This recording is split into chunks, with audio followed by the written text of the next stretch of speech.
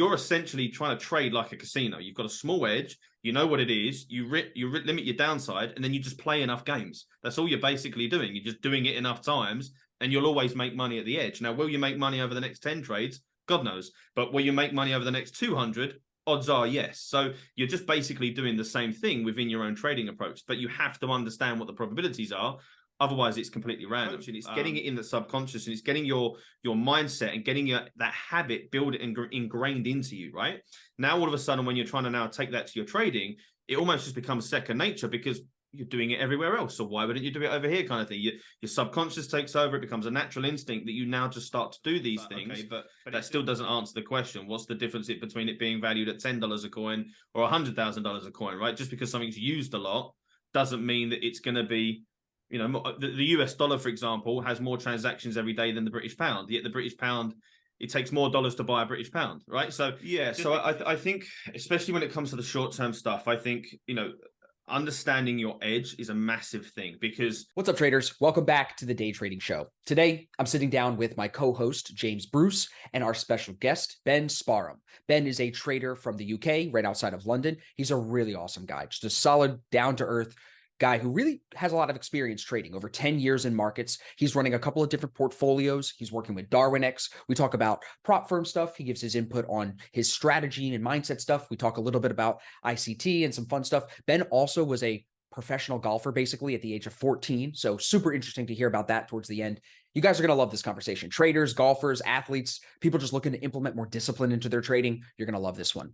Before we get into the podcast, I want to let you know that we are now working with TradeZella. We're very happy to be working with TradeZella for the trade journaling that they provide to our community in our mentorship, but also to the broader trading community in general. Now, if you don't know what TradeZella is, it's a software that allows you to track all of your trades, detailed notebooks, detailed statistics, everything that you really want. So I have a link and a discount code down in the description for this video if you want to check out TradeZella and start journaling your trades, tracking your stats, and making those improvements. Now, enjoy my conversation with Ben Sparham.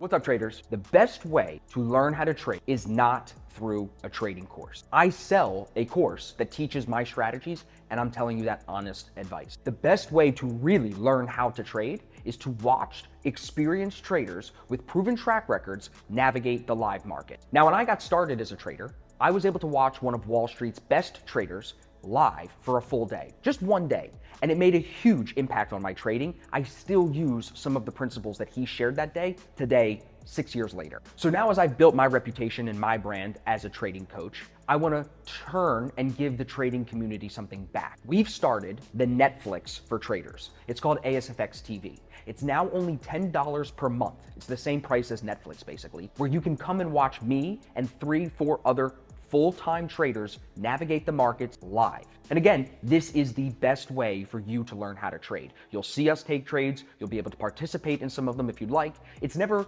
financial advice. I have to be very clear about that. It's for entertainment purposes only, but you're going to actually see how a real full-time trader navigates the London session and New York session every day of the week. So click the link down below in the description. Maybe there's a card flying in on the screen. Take the 3-day free trial. Check it out. See if you're interested. You don't just get the live streams. You actually get to watch the recordings of any streams that you missed as well. So it's a no-brainer. For $10 a month, it's a no-brainer.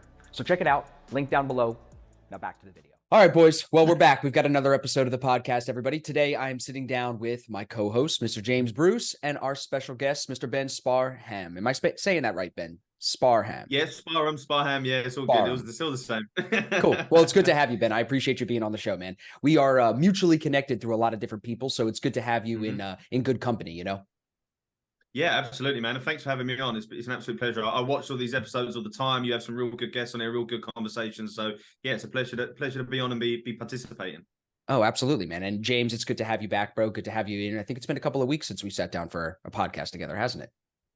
Yeah, I've been in East London, not Ben's part of the world, but in East London in South Africa for a couple of weeks visiting family. Yep. CrossFit competition, some family stuff going on. Yep. As the seasons change, we all have things going on, moving us around. We got the London seminar coming up in a couple of weeks. So Ben, you're in London. Yeah. Are you living in the city of London, or are you outside somewhere? Well, I'm on the edge. If anyone that knows England, I'm in Kent. But to anyone outside the UK, it's just easy to say London. Yeah, but I'm literally right on the border of London. Yeah, southeast London, basically. That's awesome. And have you been born and raised there? It sounds like, yeah. Yeah, so I was born and raised literally 10 minutes up the road from where I live now. I did spend a period of time where I lived in London, where I was working up there, West London to be precise. But then basically, purely by chance, just before COVID kicked off, it was a case of I was just purely working for myself and stuff like that. And it was like, I don't really need to be up here, right? A lot of my friends and family are obviously based outside of London. So I was like, oh, let me move back. And it just so happened, very good timing, literally a couple of months later, COVID happened and we're all locked indoors. And it was like, well, it's quite handy being more local again, right? And out of the city, you can go for more walks and stuff like that and all the usual bits and pieces. So yeah, no, I'm pretty much born and raised about 10 minutes away from where I sit today. That's awesome. It's good to stay local. I'm sure you got good connections there. Do you ever think about leaving? Ever think about going and joining all the guys trading in Dubai or coming to New York or anything like that? I have my moments, especially like now when it's starting to get cold. I have my moments. I'm like, oh, I could technically do this anywhere, and yeah, I have those little moments. But you know, again, I'm a little bit of a home bird, if you will. So I like being close and like being able to, you know, like I live with my girlfriend, but it's nice to be able to say, like on a Sunday we go to her mum and dad's for dinners, or like, you know, what I'm done did during the week, I'll pop to my mum and dad's and I'll go and see them. So it's nice to obviously have that. So yeah, there's always that element of me where I think about it, especially the weather. But I haven't done yet. Who knows? I'm not going to commit to staying here just Bro, yet. You never know. It's so true that it's about who you're near. You know what I'm saying? Like being a trader, being someone who can move and trade from anywhere in the world, all of us, including even James, who just decided to make a home purchase for the first time. Congrats, James, in his hometown area. Like, it's so hard to know where to settle down sometimes. And really what my wife and I keep coming back to, it's like, well, where is our network of people? Where are the people that we like to be around? So it's just so true that we're like social beings that just need to be around the right people. You could have a slightly smaller house, maybe not the newest stuff in the house, but if you have your friends and your family nearby, does it really matter? You know, I guess is the question. That's a good thought to think about, right? Oh, 100%. And I think a lot of it comes down to the fact that times won't always be perfect in your life, right? So the times when we lean on those that are closest to us is going to be in those times when we have a little bit of a dip, whether it be something at work or something in your personal life or whatever it might be, and being able to just pop around and meet your friend and have a drink with them, or just pop over and see a family member or something like that, rather than having to FaceTime and think about a different time zone and stuff like that. It's just not the same, right? So I think, you know, it's definitely nice to be able to have that 100%. 100%. Great point. Let's transition to talk about trading a little bit in your business, Ben. I know now you're based in London. I know you've been trading, as you were saying before we started the podcast, a little bit on the shorter term recently. It seems like I see on Twitter, you're posting some of your P&L, which is really good to see. You know, I love the transparency. So talk to us about like, what are you doing right now in the trading space? I know you've got some courses. I know you're working with DarwinX. Give us like the overview of your trading business, if you don't mind. Yeah, so a quick kind of overview would obviously be that first and foremost, I'm a trader and investor, right? So that's always my priority. But I'm a big believer in having, you know, different incomes. I think it's very important. It takes the pressure off your trading sometimes, because the reality of it, despite what you see online, is you're not going to make money every day, week, and month.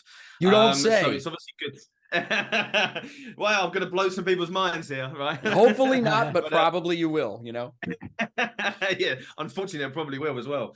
So yeah, for me, it's nice to have different incomes. And, you know, at the end of the day, if I hadn't been able to have mentors and stuff to lean on when I was obviously learning, I would never be in today's position. So the fact that if I'm able to provide a good quality service and help people on their journey, and obviously at the same time, it is a business for myself, it is an income stream, I'm leveraging my skill set, right? It's not a charity at the end of the day, but there's options there for people. And I've structured it in a way that it keeps my time flexible. So you know, I have online courses, for example, the lifetime access, but you know, I think they're very low cost relative to a lot of the industry. People can go there, they can take their time, go through it online. It doesn't need me to be sat next to them or in front of them. I do some one-to-one mentoring, but it's much more selective. And then we have like an online trading room where we do like live webinars. We've got the Discord community, stuff like that. I share bits, but again, it helps me, you know, create a nice healthy balance in my life. Like, a simple example, on Friday, I'm going golf with my dad, right? So it's nice to be able to go and do things like that. And I'm not having to think I need to physically be somewhere all the time and sat in front of my computer, because the whole reason for me getting into trading in the first place was to have more freedom. If I then suddenly go tie myself to a desk 12 hours a day, it completely defeats the point, right? So that's what I've got going on. I'm a trader first, but I have those bits on the side there. And yeah, as you say, I've obviously got the relationship with Darwin-X, and building up some bits and pieces with those guys recently. So yeah, I'm excited to see kind of where it all goes, but I try and keep a healthy balance with it all, if that makes sense. 100%. And recently, because, you know, I have a wide variety of guests on the podcast. I have people that sell courses. I have people that probably would say they hate people that sell courses. My course is the same price as yours, and I also sell it for a one-time fee like you do. So our businesses are very similar in that sense. Yeah. I have been impacted in a very positive way by courses throughout my life. And I might have mentioned this on the podcast before, but courses have made a really positive impact on me. Coaching in sports and in life has made a positive impact on me. So now, as I've grown older and I get experience and I gain wisdom, why would I not think to return to the world value how it was given to me through courses and through coaching, mentorship? So I think a lot of the time people have a stigma about guys who sell courses as it's going to be a scam or it's a waste of time. Those people typically, if you talk to them, they've had a really bad experience, probably normally once. People get stung once and then they never want to touch courses again. You know what I'm saying? And I think that that's a good point for people to reference, because you have to be willing to learn from people in every sense of the way. And sometimes you're going to pay for a course and learn maybe what not to do. Not exactly what you paid for, but you learn something not to do, and you have to just pay for that lesson. So I think it's more of like the perspective you put on the information that you're given. And sometimes people are fucking closed-minded, aren't they, Ben? Oh, massively. But I always say to people as well, though, when they ever inquire and they speak to them, I say, look, my course here isn't guaranteed. I'm not saying here that you just going through this course is going to make you a profitable trader. You're still going to have to put the graft in. You're going to have to collect the stats. You're going to have to find your own edge. What I'm doing is I'm giving you the foundation and teaching you what I do. You now need to mold that into your own take. You're not going to be a copy of Ben. You're not going to, if somebody does your course, they're not going to be a copy of Austin, right? They've got to find their own path and their own unique style, and it's going to require some work. So this isn't a free ticket either, and I'm not guaranteeing anything. So in the same way that we've had, all three of us here have had to kind of carve our own ways, with our own paths and journeys. It's the same for these guys. Just because they've got a ticket, it's not like just because they've got a course, it's not a golden ticket to now go on and just be a professional trader kind of thing.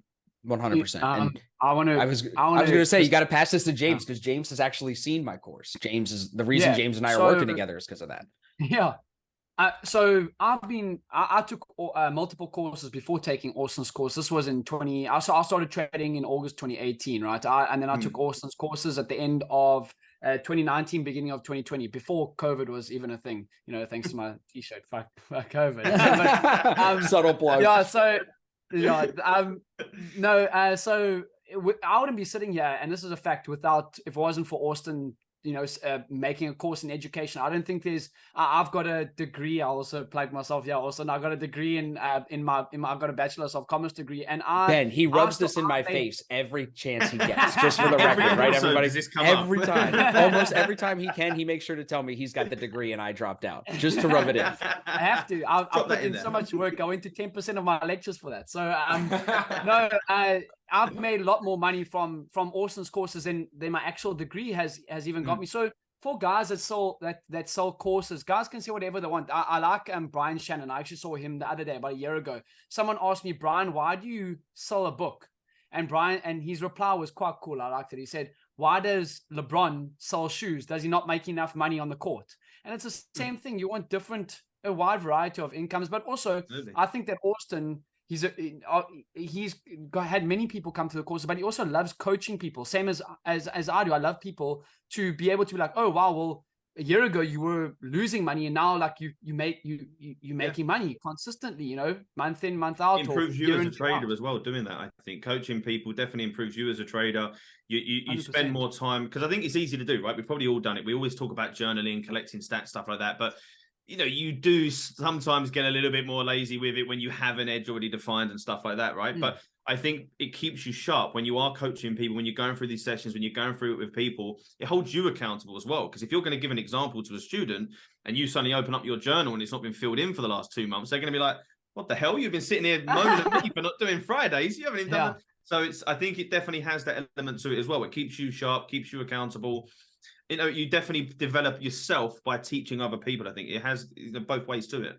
100%. Definitely. What would you describe your trading style as, Ben? Because you said that it's kind of in an investor and a trader. Does that mean, is that your way of saying like swing trading and day trading? And then can you talk about what markets specifically you're looking at?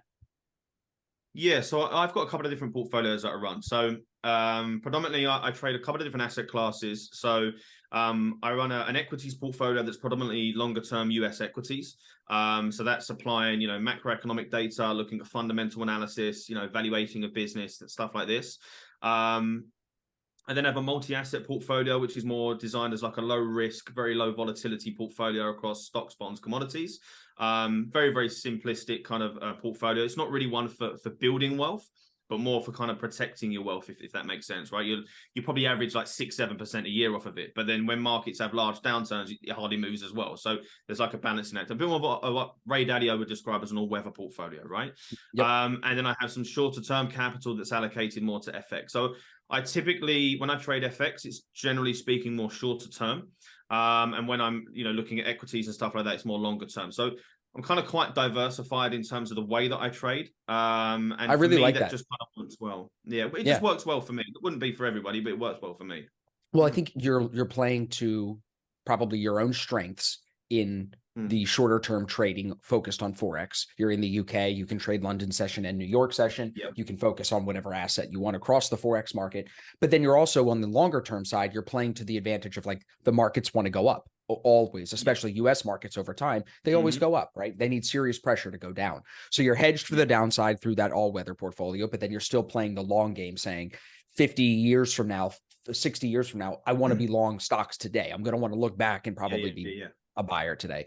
So can we ask, Absolutely. like, are you a tech kind of guy when it comes to the longer term stuff? Like, where do you see, if you could give us some of the, like, just some insight into macro, because I'm big on macro and I know James is as well. What are like your macro thoughts long term because of where we sit right now? I'm nervous because we hiked interest rates faster and higher than we ever have before. So I'm worried the next few years could be a little rough.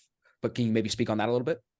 Yeah, I mean, the way I think people sometimes look at it kind of too one-dimensional when they think, well, it's either growth or contraction, right? But they forget that economies can be quite stagnant as well, right? They can kind of just sit there and not really do anything. And I think that's kind of more likely where we're going to sit over the next kind of 6 to 12 months, especially.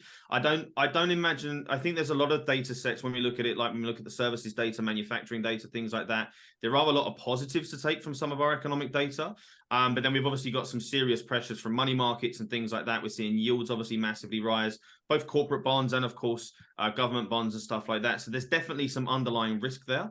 And I think the markets for the first time this year are really starting to price that, right? We've obviously seen a huge rally this year in equity markets. They've kind of just shrugged off the fact that, it's not everything's perfect. But I feel like there's actually now a little bit of reality maybe kicking in. And I'm not going to sit here and say, equity markets are going to crash, but I think there's definitely now a slightly different pressure on there. Maybe just a reality check for some people that, we're not necessarily just going to go from a rate hike cycle to just straight away cutting rates, right? Okay, they might actually leave them there for a good few months, and it could be the middle of next year before we even start, entertaining the idea of a rate cut. So I think from the macro environment, I'm definitely not sitting here thinking, the economy's in massive trouble, but I'm really not sitting here thinking we're going to grow much either. I think it's much more likely we have a little bit of a period of stagnation in terms of growth in the US economy. Of course, ideally, I'd like to be wrong and we have lots of beautiful growth and my stocks go up, right? But I think that the reality of it is that we're probably going to be a little bit flatter for a little bit longer. So this is where people maybe will sit there and say, okay, well, and if I'm going to hold some stocks, maybe I'll hold some dividend stocks and things like that, something that can give me a little bit of a yield if the market is still a little bit flat. And you kind of just got to prepare for that kind of potential eventuality effectively. 100%. And it's interesting that you mentioned the fact that we've cut rates previously after hiking, where now we are leaving the rates higher without instantly bringing them back down. We haven't really lived through a market like that. And on top of it, when you look at arguably the COVID recession, where, markets dipped and recovered very quickly. What was it, a month or two? It was back up almost where it was, right? We haven't really seen that 2008 style recession. So it's been 15 years, right? 16 years, something like that almost, before we've had that really strong downturn. So now, if you look at all the stats, all the data with, like we just said, the rates higher and faster, home affordability, credit card usage and credit card debt, personal payments there, student loan, all these things, you could say more so now than 2020 before COVID, we are now headed towards some type of potential ripple effect from these rate hikes, which, like you said, could definitely lead to stagnation in the macro picture.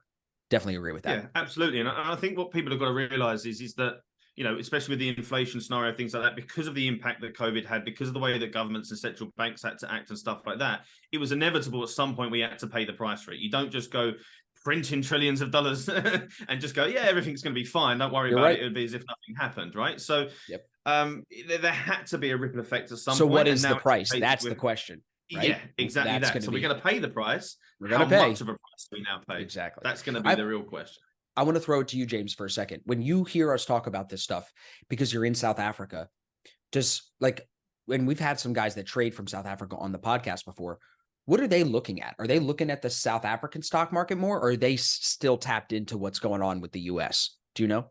All right, traders, listen up. Before we continue with today's podcast, I have to share with you some important information, because a lot of you come to me asking, how can you help me make more money, Austin? What does that process look like? The simple answer is you join the Black Shirt Club, which is our all-inclusive 12-week trading mentorship program, and you work with me every single day. In the Black Shirt Club, we don't just trade together. You get weekly private coaching sessions. You also get a year for free. That's $550 worth of value to trade Zella, to track your trades, to journal properly. So we actually have some data to make the adjustments from. But really, I think the bigger overarching thing you get in the Black Shirt Club is accountability and feedback from traders with more experience than you. Those two things alone are worth thousands, if not hundreds of thousands of dollars, because think about it. You're learning how to make unlimited income, and you're saving yourself tens of thousands, hundreds of thousands of dollars in potential losses. Remember, when I started trading, I had no mentorship. I lost almost $50,000 in the first 2 years. If I can save you from losing 50 G's, how much would you pay me? I want you guys to book a call with me. It's probably flying in up here. The link is in the description. Book a call. It's 10 minutes. It's free. If the Black Shirt Club is something that you're interested in, it is a little bit of a time commitment. It's for serious traders, not brand new people, but you get everything included. Like I said, Trade Zella, my course is included. I'll even give you a month free of ASFX TV. So book a call if this interests you. Let's hop on and see if you're a good fit. It's not for everybody. I am definitely selective in who I allow into the club, but if I think I can make an impact on you after that welcome call, we'll get rolling, we'll get the 12 weeks popping, and we'll get you making more money. Link is down below. Like I said, maybe it flew in above my head. Tap it, book the call, and I'll speak with you guys soon. Again, thank you for being a listener of the podcast. Let's get back to the video.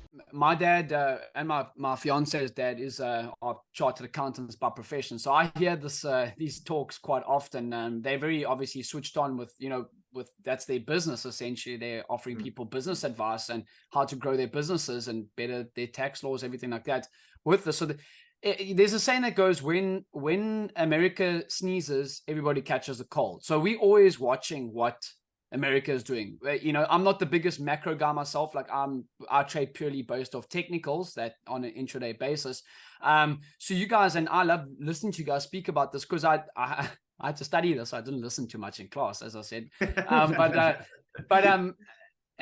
definitely do follow the American markets quite often. The volume also on the South African markets, when they're actually looking to actively trade the JSE, the Johannesburg Stock Exchange, is very, very low volume and liquidity compared to the American market. In fact, a lot of the guys from COVID, there's one we had him on the show about a year ago, Mark. He actually has had to learn how to trade American stocks and invest in American stocks just because of the liquidity and volume is so low on the South African markets. Wow. That's interesting. Yeah, very interesting. Okay. Let's talk about funding companies, Ben. I'm curious to get your input on this since you do have experience with DarwinX. Why don't we, I guess, start there? Because some people listening probably don't know what DarwinX is. So I'll let you explain that since you've been with them for a little bit. Yeah, so DarwinX, they're originally European based. I think they're born and bred in Spain, I think is where they was originally set up. But they're fully FCA regulated as an asset management company, right? So obviously for UK clients, that's fantastic. Now, what they also then kind of offer now is they've launched what they refer to as a zero program. And that basically is their equivalent of a prop firm, if you want to call it that, right? To make it probably easier for some people to understand that have got no idea what DarwinX do, where you'll effectively pay like a small monthly fee that allows you to trade £100,000 virtual account, depending on your performance, which is judged not just off of upside return, but also the volatility drawdown, things like that. That kind of gives you a score and a ranking system. And depending on how you score, you'll then be allocated seed capital by them. And then as you progress through the business, you'll also then be able to attract outside investment. So obviously on an extreme end, you've got guys that have been with Darwin now for like 8 years that are trading like 34 million euros. But of course, you know, not everyone's going to end up at that sort of large sum. But there's plenty of guys that are trading a couple of $100,000, things like that.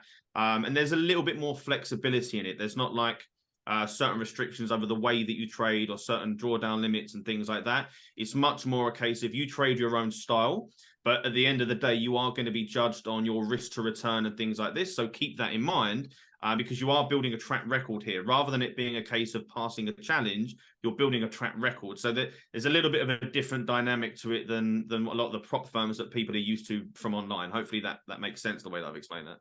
100%. So what would be the major, I guess the way to say it is like, what's the number one difference between prop firms and DarwinX? So I'd say probably the structure of the company. Like I say, they are an asset management business, right? Originally, that is what they are. And the Zero program is a way for your retail, if you want to call it that, to kind of get involved. So the structure and the setup of the business and the way their business is primarily set up is very different. The online prop firms are obviously, that is just kind of what they are. They're an online prop firm with challenges and things like that. So they're very kind of different in terms of the actual core business structure, really. That makes sense. If you were coming into trading today, would you start with DarwinX or would you start with a prop firm challenge? I mean, I think there's no problem with having both, to be perfectly honest, especially the fact that there's trade copiers and stuff like that nowadays. I would definitely prioritize DarwinX for the fact that you can build a track record, because that can then be more helpful for you in the long term if you want to go start attracting individual private investors, right? If you've built up a track record for the last 3 years, for example, on DarwinX, and you've obviously got it all audited and verified, etc., by them, then obviously that's easier than saying, well, I was working with FTMO, and then I was working with this prop firm, and then I was working with this prop firm, and you've kind of got no real track record to kind of go off of. But at the same time, you know, as we kind of just touched on before we kind of come on here, there's pros and cons to both, right? So if you've got the skill set and you've got the ability, by all means, I think you should lean into the prop firm side of things as well and take advantage of it, because who knows, in 5 years' time or a couple of years' time, the structure of those, the regulations, etc., might be very different. So if you've got the skill set and you can take advantage of them, then by all means. I think the problem is a lot of people get into these prop firms, you know, kind of just looking for a shortcut, effectively thinking they're just going to end up with a big payout, and they actually burn a hole in their pocket with challenges and failures and stuff like that, rather than actually making any money. And I don't know, it's some of the stories I hear is crazy. There's people that haven't even actually proven themselves with the ability to trade yet, just kind of having a go at a prop firm challenge, thinking they're magically going to be able to trade and like everything's going to be fine. There's some crazy stories out there, but I would definitely try and take your time with it, build a track record, but definitely lean into both. I think they've got their values to them. Do we think that's a good thing? Like a new trader comes in, buys the challenge, passes, doesn't have a strategy, just clicks buttons on the phone and passes. And then of course they lose that account. They don't get like consistent payouts because eventually they'll lose it because they don't know what they're doing. Well, this is I think this is the thing. They forget that passing the challenge is the first step. You've then still got to have consistency to get a payout, right? You don't just magically get paid out afterwards. So even if you did by some fluke, but you know, manage to pass the challenge, you're just going to blow the account up afterwards and lose it anyway. And then your $500 or whatever you've spent on that challenge has just gone down the drain. You might as well have used it maybe for education or something like that, get a proven edge and strategy, then go into that side of things. 100%. So James, do you want to chop in here? Any questions about DarwinX before we transition? Because I'm curious why you never had done this, bro. Like, I feel like this is something, since you've been funded with FTMO for such a long time, you could have easily linked up the FTMO account and had that building the track record, couldn't, right? Yeah. So I could have, yeah. I think so. I will be honest. About a year and a half ago, I didn't actually know what they were kind of about. They followed me on Twitter. I followed them back, and I was like, I'm not too sure what they are on about. And then I think that so let me give you kind of also like a bit of a perspective here. So I've also been trading private equity capital for over 3 years now. But the problem with building a track record with that is what I've done, and my broker, I know we were speaking about this and you were saying that FCA regulated, is that my broker that I use is also FCA regulated and also regulated in South Africa. But the problem is that I've been ciphering money out of that account. And let's say I have, for example's sake, $100,000 to trade with. I would put in $10,000 and risk 10% of the account, because that's the same as having $100,000 in the account and risking 1%. So building a track record that way, obviously some guys gonna be like, dude, you lost 10% in one day, but technically it was only 1%. So it was a bit tough. So I was looking for, and with this Forex funds situation, I don't know if you heard about that, Ben, but I think a lot of us, were like very skeptical about prop firms, online prop firms. And that's where I think DarwinX became a lot more popular. Instead of being like, okay, well, actually, guys, it's going to take a year to build a solid track record and even get anything behind your name before.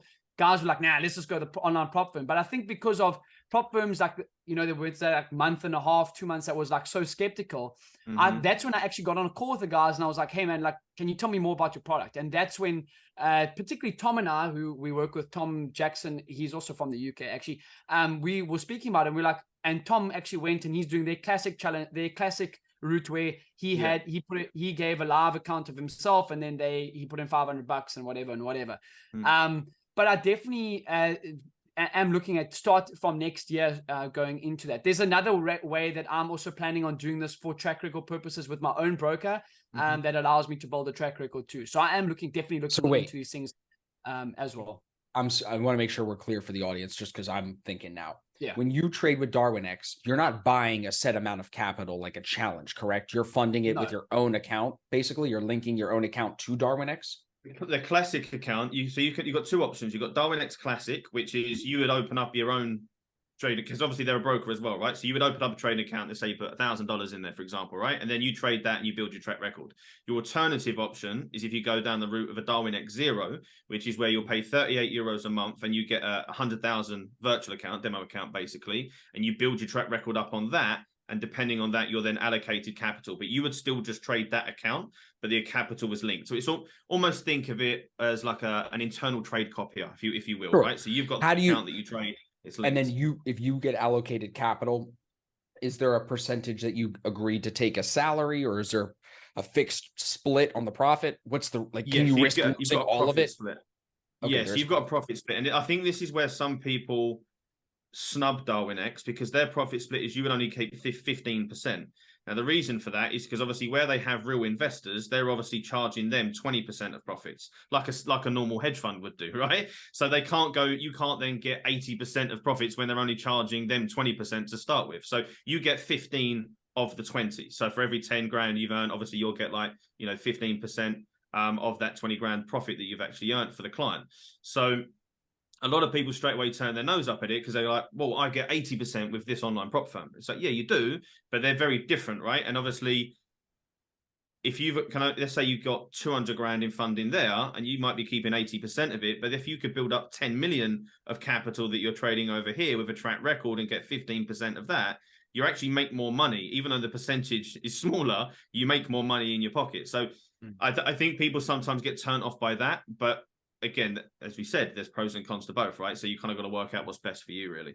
Yeah. 100%. How long have you been with them, Ben? How long have you been with DarwinX? About 3 months. So nice. I've got a DarwinX Classic account for stocks, and then I've just set up a Zero account, which I've had for just over a month now. Yeah, James, I think we got to look into this, bro. It could be interesting. It definitely could be interesting to start to build up that track record. Because like you said, Ben, there's a couple of us who have been like, we were with my Forex funds. Today, I just passed a challenge with my funded FX. Now, those track records don't link up. They're from different brokers. You can't. Yeah. Exactly. What were you going to say, James? What I was going to say is I also like Ben's, he said something along the lines of like, well, like if someone comes to a private investor, someone that's of a high net worth individual comes to you and is like, well, dude, your dad tells me that or my business partner tells me that you're trading. Like, how's it going? Well, you can actually be like, well, here's my track record from the last 2.5 years. Boom.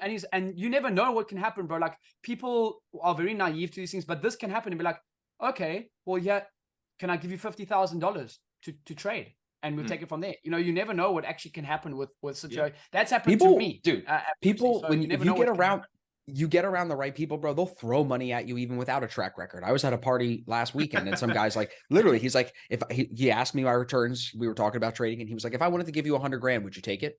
And I was like, no. And he's like, oh, I like that about you. But He's like, because you're not jumping to take my money. He's like, but why? I'm like, number one, I don't have like the legal stuff in place, the infrastructure to take that. But number two, like right now, I like not managing other people's money. I justify it in my head because it's less stressful. I feel like managing someone else's money is very stressful. They're going to be calling you, especially you have to agree to a lockup period. I'm sure there's a lot of different things that go into that versus getting paid out from prop firms or trading your own capital. You know what I mean? When you start taking money from other people, it's a different ballgame, you know?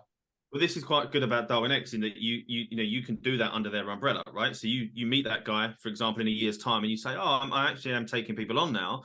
That they can basically set up an account, their own personal account on Darwin X, allocate that capital to you, and you can do it under their infrastructure, and you'll get, obviously all the payments will be taken care of, all of that kind of stuff, all the legalities, everything is all taken care of. That is the most interesting part about Darwin X right there. That's probably the most valuable thing. Benefit. Yes. You don't have to do all the admin and the back end stuff, right? You can just go, right, I do what I do, I trade, and everything else is taken care of. And yeah, you'll speak to the person because you know the person, right? But outside of that, you just do your bit. Everything else is taken care of by Darwin X. So I think if that's a route that people want to go down, in that they want to manage, large sums of investor capital, maybe they already know people or they're looking to network and stuff like that, then that is definitely going to have a huge benefit by going down that route, because it also looks more attractive, right? You meet a high net worth individual that wants to start you off with 100 grand, but they've got 5 million to invest. They don't want to just be hooked up on some random trade copier and you've just got a bit of paperwork between the two of you. They want a proper setup, right? So, being able to offer something like that looks much better when you're then also offering your services, if you will, elsewhere. So there's some huge pros on that side. It's a great point. Let's get into some mindset stuff, Ben. Say that 5 times fast, you trip over your tongue. Talk to us about just your belief system for successful trading, if you could. What are some of the principles that you look to operate by? More on the short-term stuff. Let's talk about your shorter-term Forex trading specifically, not the stock stuff long-term. Yeah, so I think, especially when it comes to the short-term stuff, I think, understanding your edge is a massive thing, because I think, and when I say that, I don't just mean, I win 70% of my trades. You've got to sit there and factored in all of the different potentials. When you look at, say, like an equity curve simulator is an easy way of doing it, right? If you look at, you sit there and go, right, I've got a 60% win rate. My average is 2R on a winning trade, blah, blah, blah. You put that all in. Well, it will now tell you in a bunch of different simulations, well, it's actually possible from that win rate to still have 15 losing trades in a row or whatever, right? So when you start to understand all of that data, and the more information you've got on yourself, it then makes those down periods easier to understand and easier to manage emotionally, because you sit there and go, okay, well, I know this is a possibility. I've factored this in. This is why my risk management is X, because I've factored in and I've calculated that this is a possibility. So I think having a real deep understanding of your edge is an absolute must if you're ever going to control your emotions and the psychological element, right? From there, I mean, my personal thing is, I think everybody's trading psychology and what's kind of, what works and doesn't work for some people is really going to be personal to each individual, because I think sometimes it's too kind of generic and people sit there and say, oh, you should do this or you should do that, or retrading in the zone and blah, blah, blah. It's like there's not kind of one set way that works for everybody, right? Some people are much more emotional and they need to literally physically remove themselves. Other people, they could lose 10 grand in a day and they won't, their facial expression won't even change. Everyone's just wired slightly differently. So I think, understanding your edge, and then it's really a personal journey to find out what are you like as an individual and as a trader.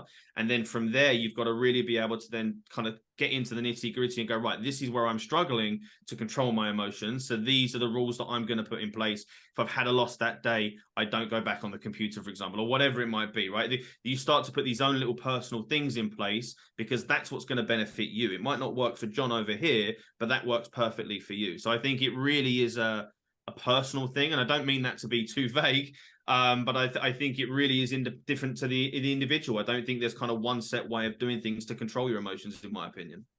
Could we argue that while that is individualistic, like you said, the underlying discipline has to be there no matter what the edge is or no matter what person?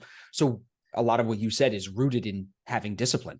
Could you speak on where does that come from? Like, do you have a background in athletics? Were you in the military? Like, where's the discipline in your life come from that you're able to hold yourself to that? Now, I know you're running a virtual trading floor and you're trading in front of people. Is that it? Or is there an accountability group? Do you just, I think crazy hard ass? Like, Okay. Yeah, I think mine comes from before. So, back before I was trading, I was a personal trainer. I was right into my sports, but I come from a sports background. So obviously I still play golf today, but when I was like 15, 16, I was down to a scratch handicap. I was playing on like a small tour in the UK, No playing in way, events and bro. stuff like that. Yeah, that's what I was doing when I was like 16. I couldn't even drive. I was a friend of mine that had his license. I was having to go with him to like travel to events in Wales and stuff like that. But obviously there's a lot of discipline that comes with that, practicing every day, going through certain drills. You know what it's like, right? You play golf, so you have a lesson and you've got a certain drill. You don't just go, oh yeah, that's fixed. No, you've got to do it thousands and thousands and thousands and thousands of times for it to really root in, right? So I think there's an element of that comes into it. And then obviously the gym, as I kind of went into working life, because I stopped playing golf from like a semi-professional level because it just didn't really work for me. I was traveling away all the time and living out of a suitcase. When you're like 16, 17, your That's friends are crazy. starting to go out a little bit and stuff. Right. You're just on your own in a hotel all the time. So that just kind of didn't really work for me. So when I came out of that, obviously being in a sports background, I went into the personal training and I got right into that. I got right into my bodybuilding. I got really big and lean and stuff like this. And there's obviously then a discipline element to that with the training side of things, with obviously the dietary side of things. So I think all of that kind of life experience, when I then eventually come into markets, that's then transitioned into that in that I have a disciplined approach. Like every single day I get up at 5:30, I come and analyze the markets because I look at the way that the Asian range has formed up and stuff like that. Are there any orders I've got to set? It's very easy for me to do that. My alarm doesn't go off and I'm like, maybe I'll just skip today because I'm kind of in that. I've always been like that for years. I have that discipline element. It's like, well, this is what I need to do. So that's what I'm going to fucking do. Like it's just very black and white for me, right? There's none of that kind of working around it. So I think there's an element of that that's kind of just ingrained in me from previous. And I think then if you then take that across to other people, if you don't have discipline in other areas of your life, you're not magically going to be disciplined as a trader. So it's going to be things like even just when I say, on a diet, I don't mean like trying to lose weight, but just generally being healthy, for example, or, your financial discipline, do you save generally? Do you follow it? All these little silly things, it might seem like so unrelated to trading, but if you've got this discipline within other areas of your life, becomes a hell of a lot easier now to just apply it over here because it's the same thing. You're just taking that discipline and putting it here, right? But if you don't, then it's going to be gone. And I mean, Mike Tyson says it, right? If you don't have discipline, you haven't got anything. It doesn't matter how talented you are or anything like that. Got no discipline, you got no chance. So I think it's really important to have it in other areas of your life. You're not just going to magically be a disciplined trader if you've got it nowhere else. It makes perfect sense now where you got it from. That's a very good answer. The background, I think, for a lot of people makes a difference. And what I've noticed, especially in coaching, some of the guys that struggle to implement discipline, what I've been having them do, it's actually one of James's guys that I'm thinking of. He says to me, he's like, I just struggle to follow the rules. He's a very smart guy. It's clearly not a lack of intellect, as I'm sure you've encountered people like that. So what we have him doing now in the morning is showing discipline in some form off of the chart before he comes to trade, to start to think or get his subconscious mind thinking about implementing discipline more. Maybe it's a cold shower for some people. Maybe it's push-ups or a walk or whatever, something like that. I think that implementing discipline in that sense can sometimes then subconsciously trigger you to be more disciplined when you come to trading. So do you have any tips, Ben? Like, what would be some tips for people who want to implement more discipline into their trading? I would say, like you said, I think it's definitely going to be in other areas of your life, right? So it could be simple little things. So, for example, it might be a case of, a certain time of day you're always going to get up. Now, that might seem like a really silly, random thing, but let's say that on a Saturday, you always just lay in and just get up whenever. Set yourself the rule of you're always going to be up by 9. Give yourself a lane if you work really early, right? But 9 o'clock or 8 o'clock, whatever it is for you, start to set these sort of, this discipline routine and things like that. And it's going to make it a lot easier then. If you start to get in these little habits, what might seem like little silly habits, start to get in these little habits elsewhere in your life, or like, little things. I know Albert's, obviously, does a lot of it in the morning. He gets up and writes 3 things that he's grateful for and stuff like that in his journal. Getting in that routine and going through these things, as you said, like with the guy that you're coaching, it's getting it in the subconscious and it's getting your mindset and getting that habit built and ingrained into you, right? Now, all of a sudden, when you're trying to now take that to your trading, it almost just becomes second nature because you're doing it everywhere else. So why wouldn't you do it over here kind of thing? Your subconscious takes over. It becomes a natural instinct that you now just start to do these things. But it's just all these little little 1%ers, as I call them, right? These little tiny changes elsewhere, but then they all add up and make a big change at the end. So I think if you get in that habit, that will then translate naturally into your trading. How you do one thing is how you do everything. It's like one of my favorite sayings. Absolutely. That is Absolutely, just man. so So true, spot bro. on. It's so true. So, okay, I think I like that for mindset stuff. Are you, when you go down to your day trading, I know that a lot of the time I see in your MetaTrader screenshots, you're using pending orders. Is that correct? Yes. So give us I like your typical morning. You mentioned already, wake up at 5:30, scan the Asian range, see what the market is doing so far. This is what, 6 a.m., 7 a.m. London time. So are you then setting 6 a.m. pendings? UK, yeah. Yeah. So are you setting pendings that morning? You're not doing it the night before, right? No. So it'll be that morning. So what I'm doing is so I've collected. So my view on markets, to kind of give you an idea as to why I do this, is the more short term you go, the more random prices relative to the underlying fundamentals, right? So a stock price's move today, for example, has got nothing to do with its earnings over the next 2 years, right? It's got no relation whatsoever. In the same way that a macro environment doesn't drive where euro dollar just goes today, but it will do over the next 6 to 12 months, right? So the more short term you go, the more random moves can be relative to the underlying fundamentals. That means they're more technical and price driven, supply and demand, etc. So for me, with the short-term trading, is very data-driven. I've collected a whole bunch of statistics around, market opens, weekly opens, certain ranges, how far we tend to move away from certain points, all this kind of stuff. So I've got a whole bunch of statistics that my trading is formed off of. So one of those examples being like that Asian range. I've sat there and tracked up, thousands of data sets on euro dollar, that from that Asian range and certain times that I mark out from the Asian range of 12 p.m. to 6 a.m. UK time, then when we get a break outside of that range, it's normally that first move is 66% of the time a false move. So it might make a move to the higher, take out the highs of the Asian range. The rest of the day, that will then be the high of the day, and it makes its move lower from the rest of the day. I know that happens 66% of the time.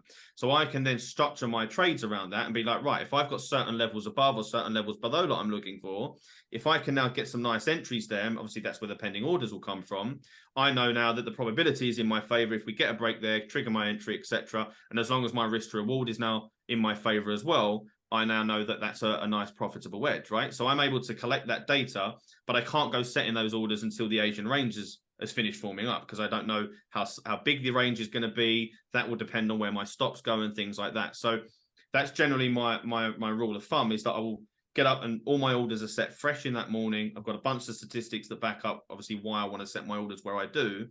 And that will be why I then kind of structure my day like that. So it makes it easier as well, because I generally will go to the gym in the morning. So what I will normally do is kind of, have a look at the markets, normally kind of set my orders, have breakfast and stuff like that. And I'm kind of keeping a general eye on what's going on. And then by 7 o'clock, I'm out the door going to the gym. But if it's a case of, let's say that the market hasn't moved yet and hasn't triggered an order, obviously I've got my trading view alerts and stuff like that. And then it's a simple case, if the market's moved into a certain area and I've got to cancel a different pending order, I can obviously do that from my phone, right? So it's very, very easy for me to manage, and having those pending orders, for me anyway, makes it a lot easier, rather than having to sit there and wait and watch the market and set the order live kind of thing. No, makes perfect sense. How many assets are you looking at? Sorry, James. How many assets are you watching? So on a short term, it's euro dollar and pound yen. The reason being that I've got a whole bunch of statistics on both of those pairs. So there's certain plays that I've got based. My playbook, if you will, is predominantly around those assets. And I figured that because you only show like 1 or 2 trades a day usually. Yeah, exactly that. So it's quite often I will have one trade a day, be the maximum, right? It's very rare that I will have more than one trade in a single day. And I predominantly trade the London Open, that transition from Europe, from Asia into the London Open.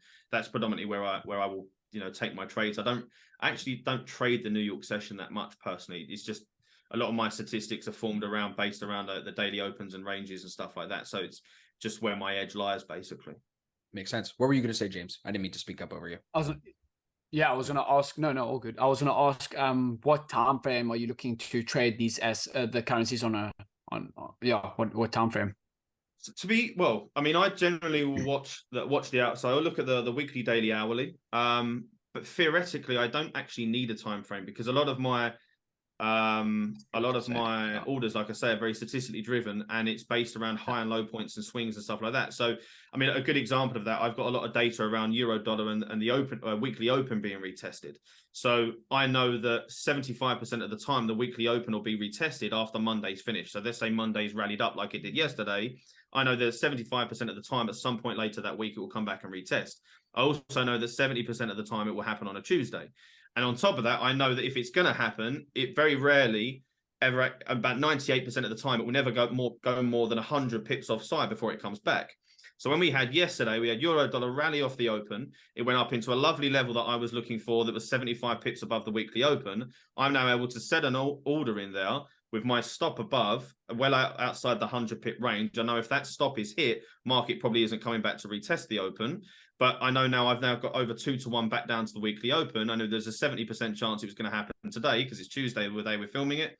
And sure enough, the weekly opens come back and been retested today, right? So it blew ADR to the upside almost double yesterday, and it did almost the same thing so far today. And then just completely undone the move today. Exactly that, right? But I mean, it doesn't really matter what time frame I'm looking at that on because I'm going off of that it's data, a price-based right? entry. Yeah, it's a price-based entry. Exactly. Yeah, I'm going off of that data, how far prices moved away from that open, etc. So I generally, to make my life easier, I won't go lower than an hourly because otherwise you start to see things go all over the place a lot quicker and it starts to mess with your mind a little bit. So things are a lot smoother on the hourly. So it's more from a visual aspect. It makes it a lot more appealing to kind of sit and watch. 100%. It's great information. There was some good statistics in there too, everybody. If you're listening, you definitely need to rewind that if you weren't paying attention. Maybe you zoned out a little bit this far into the episode, but we use very similar statistics too, Ben. Like Tom was running some stats for us last year on consecutive days on some Forex pairs, consecutive daily bars on SPX and things like that. And even just figuring out small edges. Like you mentioned some 60% and up. That's really, really good. 70% odds is very, very good. 77 probabilities is very good. We have like a 50-something% probability of SPX daily bars closing bullish. We know that if it takes out yesterday's low, that dramatically increases to like 80% the likelihood that it closes bearish, stuff like that. That really, like you said, it helps me find my levels, know where I want to make trades from today. And then I just wait for those to set up. And if they don't, like you said, if it blows through, cool. I'll see you tomorrow. I'll try again, based on where we're at tomorrow. But there's stats as well that you're not necessarily directly taking a trade off of, but it's helping you form a bias. Exactly. It's forming a bias. And I think this is where some people misunderstand as well when it comes to collecting data. They think it's a case of you collect data on this, therefore this means you buy or sell. And so, well, no, not necessarily. It's a case of that's now giving you directional preference. And now when you're going across and using your strategies and looking at particular entries, you might only want to buy or you might only want to sell, right? But you're taking that because you know that there's a high probability of the trade going in this direction, etc. So yeah, it's sometimes the statistics are used to actually derive an entry. Sometimes it's directional bias, but both occurrences are to give you an edge ultimately, right? And to put the probability in your favor. And as you said, it doesn't have to be 60, 70, 80%. It can be a 52% probability. Like I always use the casino analogy, right? I always say to people, think of a casino. They've got a tiny edge in every single game that goes on in that casino. Blackjack being the lowest. I think it's only something like 51% or something like that they have an edge in, right? But all they now need to do is have enough games played because they're always going to win because they have an edge. It doesn't have to be a huge edge. Actually does them a favor when it's a small edge because people think they're more likely to win. But it's a scenario where they've just got an edge. Now, their form of risk management is by limiting the bet sizes. You can only bet X amount of pounds because they've worked out that on the odd occasion that it does go against them, they don't want to pay out too much. You're essentially trying to trade like a casino. You've got a small edge. You know what it is. You limit your downside, and then you just play enough games. That's all you're basically doing. You're just doing it enough times, and you'll always make money at the edge. Now, will you make money over the next 10 trades? God knows. But will you make money over the next 200? Odds are yes. So you're just basically doing the same thing within your own trading approach, but you have to understand what the probabilities are. Otherwise, it's completely random. But I mean, just kind of continue on that point as well. Hopefully, I'm not going on too much here. But no, I was going to say, bro, that was the drop and bomb moment right there on the episode, right there, bro. Great, well said, well said. Keep going. What were you going to say? But I was explaining it to somebody the other day. Is what you've also then got to factor in when you have an edge. Is you also have to then, it kind of goes back to the discipline we were talking about earlier on. You have to trade every single occurrence. If something happens 60% of the time, in order for your results to reflect that, you have to take every single setup.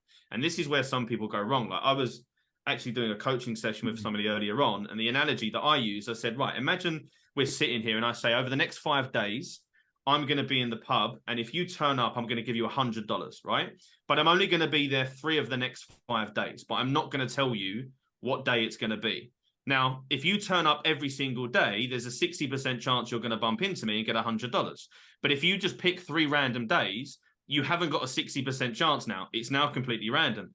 And it's the same thing with your trading. Those statistical edges will only actually play out if you take every single trade. And I think this is where some people go wrong. They backtest, go, that looks lovely. Then when they're putting it into practice, either they don't have the discipline to turn up every single day, so they start slacking off, or they start looking at it and they start second guessing it and go, I won't take that because of this, or I won't take that because of that. Now it's basically just random. You've actually ruined your own edge. So you've got to have that discipline, which we was all talking about earlier on, to now take it every single day. You've got to turn up every day, you've got to execute every single day, and you have to keep following those rules. Because if you don't, it's basically just a random coin flip at that point, and there is no edge there to be had. Right. You're better off actually going to the casino at that point.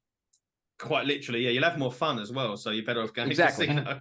Exactly. Yep. That was very well said, Ben. What are your thoughts on, I'm pivoting directions for a second. What are your thoughts on like the ICT, SMC stuff that's all over Twitter and everything like that right now? Do you have any thoughts on that stuff?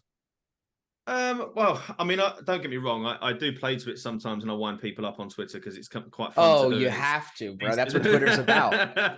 You've got to play up to it and wind them up. I mean, the thing is, like, I know people that trade, similar concepts and they make money, but it's also the same thing. You have to remember that you can trade anything and make money, right? If you've worked out a statistical edge in any kind of strategy, it could be the most basic technical analysis in the world, but you've worked out that you use it in a certain way and you have an edge, you'll make money. I think where some people go wrong is they kind of think this is like some magical secret patterns that are suddenly going to take you from being an average trader to a professional trader. It's like, well, no, it's not how that works. It's just essentially a renamed or rehashed. That's exactly how I described concepts it. that have been Slang. around for ages. It's just slang.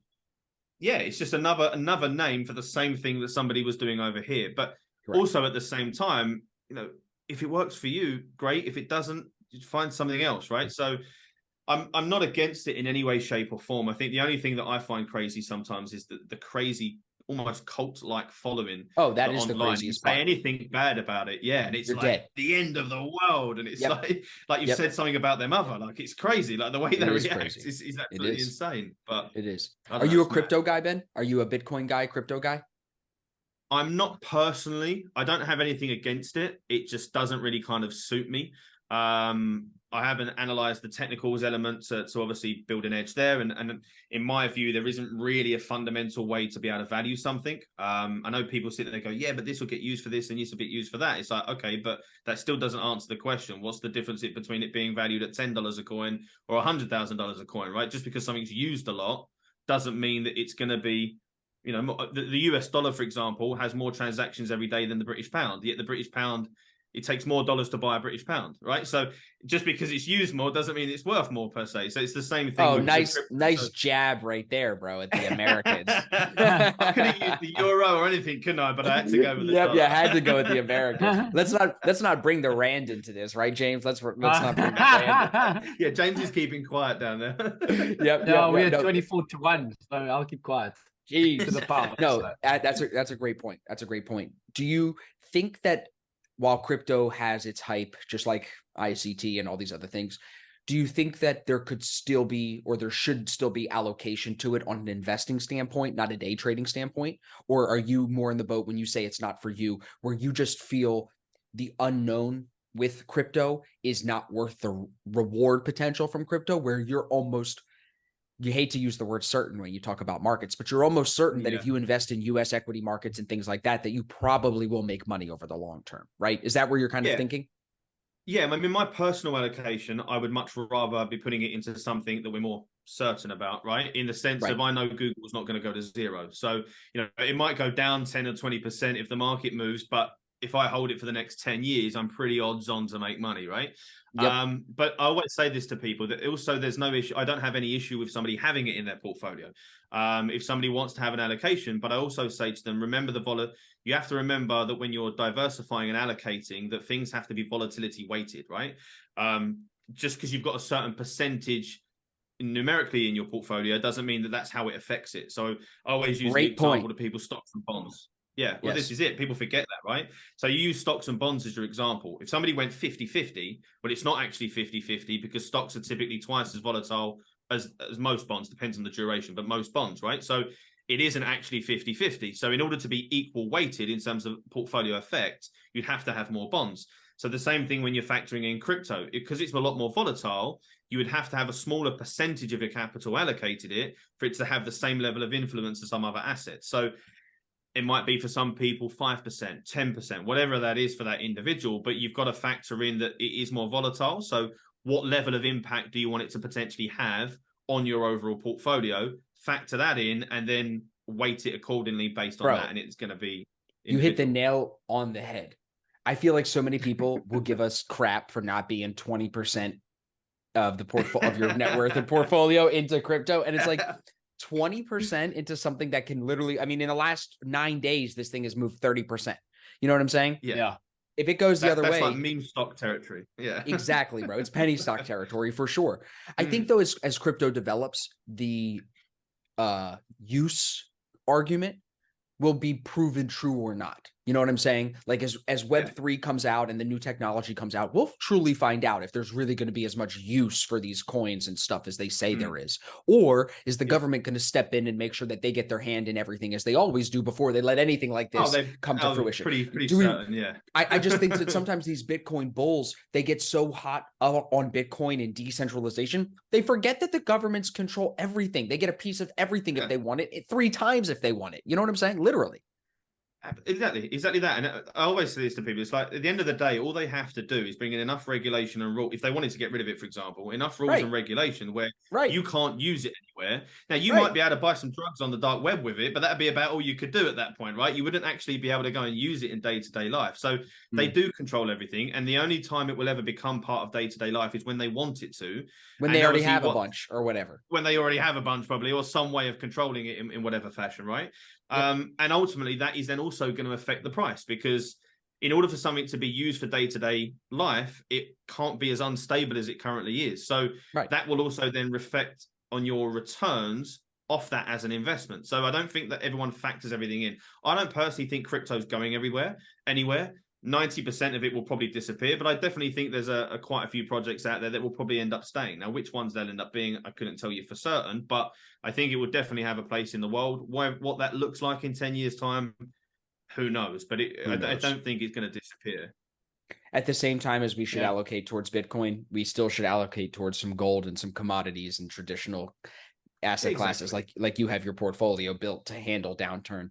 Bitcoin, some people cannot handle the downturn. You know how many people just FOMO'd into it over the last 2 days after closing probably a couple of months ago because the summer was tough? You know what I'm saying? Yeah. So like you said, you can never. What currency is going to move up 30% in a month, in a week? That's not a currency, bro.